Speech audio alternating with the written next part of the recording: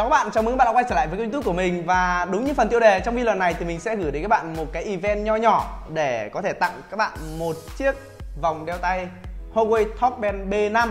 Lần đầu tiên thì mình xin cảm ơn kênh YouTube Viettel Store TV đã tài trợ cho mình cái sản phẩm này để có thể là gửi đến các bạn cái event lần này. Và có lẽ rằng Huawei TalkBand 3 là một sản phẩm mà anh em công nghệ chúng ta đã không quá xa lạ, vì đây chính là cái vòng đeo tay thông minh giúp chúng ta có thể theo dõi sức khỏe, đo nhịp tim cùng với rất nhiều tính năng khác. Bên cạnh đó thì chúng ta có thể sử dụng như một chiếc tai nghe khi mà chúng ta rút ra như này, nó rất là linh động, đấy, rất là hay. Và các bước để các bạn có thể tham gia event này thì cũng vô cùng đơn giản và nó đã quá quen thuộc. Bước thứ nhất, các bạn hãy like và share video này về tường Facebook ở chế độ công khai.